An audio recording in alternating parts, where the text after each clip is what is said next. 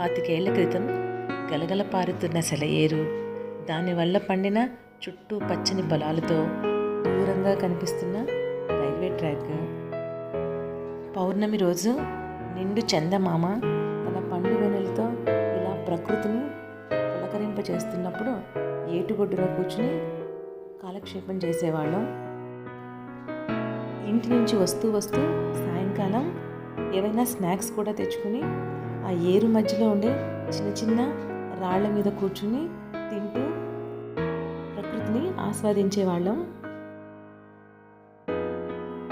కాలక్షేపం అయ్యాక ఏటిగొడ్డులో ఉన్న చెన్నకేశవ స్వామిని దర్శనం చేసుకుని ఇంటికి తిరిగి వెళ్ళేవాళ్ళం.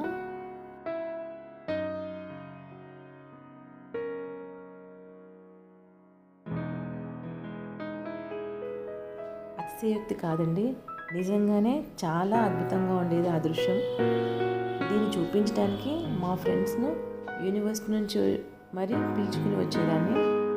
వాళ్ళు కూడా ఒక 2 రోజులు ఉండి ఎంజాయ్ చేసి వెళ్ళేవాళ్ళు.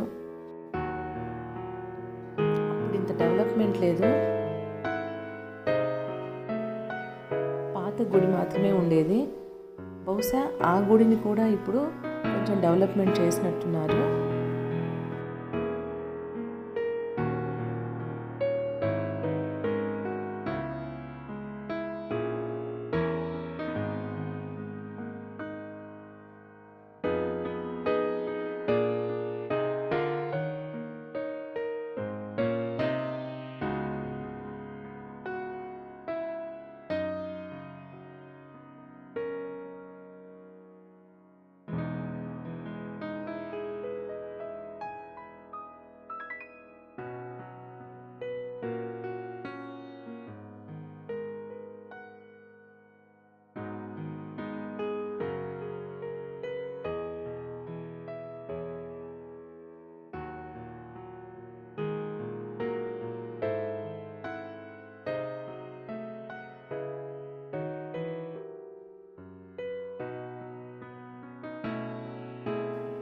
ప్రస్తుతం మనం చూడబోతోంది పాత దేవాలయం. ఇక్కడ స్వామి లింగ రూపంలో ఉంటారు, అంటే చెన్నకేశవ స్వామి శాలిగ్రామం రూపంలో ఉంటారు. శాలిగ్రామం అంటే సాక్షాత్తు విష్ణు స్వరూపం అంటారు కదండి.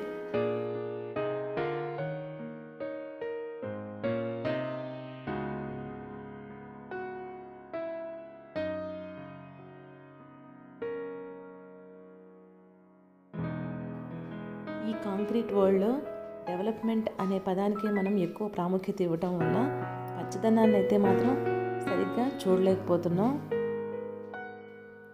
కానీ నేను మాత్రం 25 ఏళ్ల క్రితం నాటి ఆ రోజులు గుర్తు చేసుకుంటూ, ఆ దృశ్యాలను కూడా గుర్తు చేసుకుంటూ చాలా ఆనందంగా ఒక మధుర జ్ఞాపకంగా మనసులో పెట్టుకుని వెనక్కి అయితే తిరిగామండి.